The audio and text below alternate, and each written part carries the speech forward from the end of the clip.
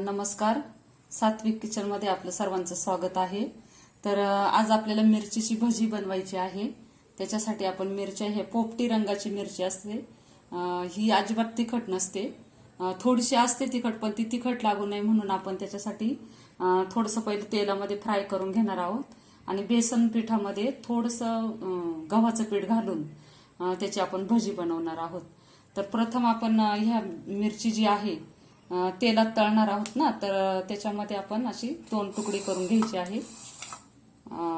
सगळ्या मिरचीचे 2 तुकडे करून घेऊया। अशा प्रकारे आपण सर्व मिरच्यांचे असे 2 तुकडे करून घेतलेले आहेत आणि आता आपल्याला ते तेलामध्ये प्रथम फ्राय करून घ्यायचे आहेत। तर थोडंसं आपण डाळीचं पीठ घेणार आहे, मिरचीला जेवढं लागतं तेवढं, आणि त्याच्यामध्ये आपण 2 चमचे गव्हाचं पीठ घालणार आहोत।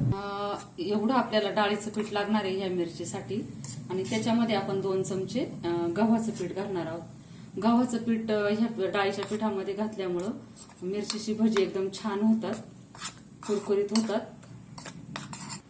हे जे पीठ आपण दोन्ही घेतलेले आहे, डाळीचं आणि गव्हाचं, ते मिक्स करून घेऊया। आता ह्या पिठामध्ये आपण थोडीशी हळद घालणार आहोत। तिखट अजिबात घालणार नाही आपण, कारण मिरचीची भजी आहेत ना, त्याच्यामुळे तिखट नाही घालणार। जराशी हळद घालूया, थोडीशी जिरा पावडर घालूया आणि थोडीशी धना पावडर घालूया आणि चवीपुरतं मीठ घालूया। हे आता आपण पाणी टाकून छानपैकी असं मिक्स करून घेऊया। जसं आपण आपल्या भजींना करतो, रोजची जशी आपण भजी करतो त्याचप्रमाणे करायचंय।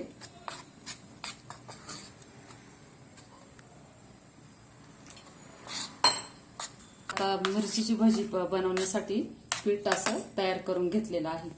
आता त्याच्यानंतर आपल्याला ही जी मिरची तुकडे करून घेतलेली आहे ही तेलामध्ये प्रथम मी तेल पहिलेच तापायला ठेवलं होतं, गॅस जरा कमी राहून द्यायचा, अशी थोडीशी फ्राय करून घ्यायची। मिरची अशी फ्राय केल्यामुळे तिखटपणा फारच कमी होतो।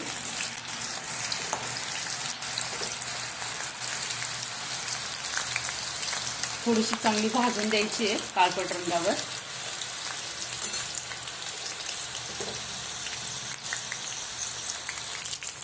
अशा प्रकारे मिरची आपली तेलामध्ये फ्राय करून झालेली आहे, तर ती आता आपण काढून घेऊया।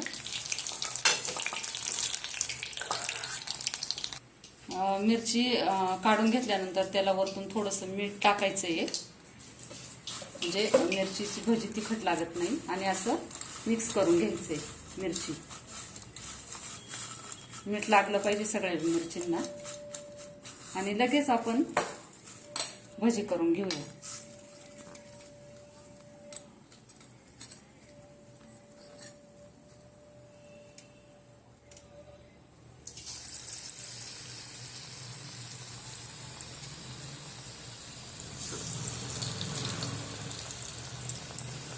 खूप छान होतात ही मिरचीची भजी, त्याच तेलामध्ये आपण फ्राय करतोय।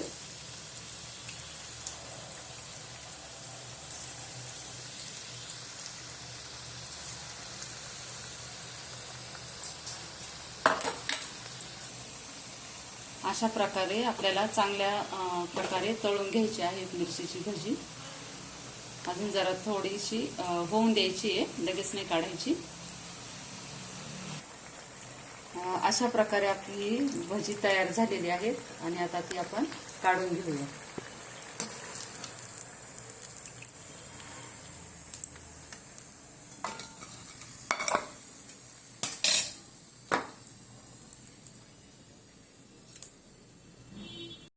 अशा प्रकारे आपली भजी तयार झालेली आहे।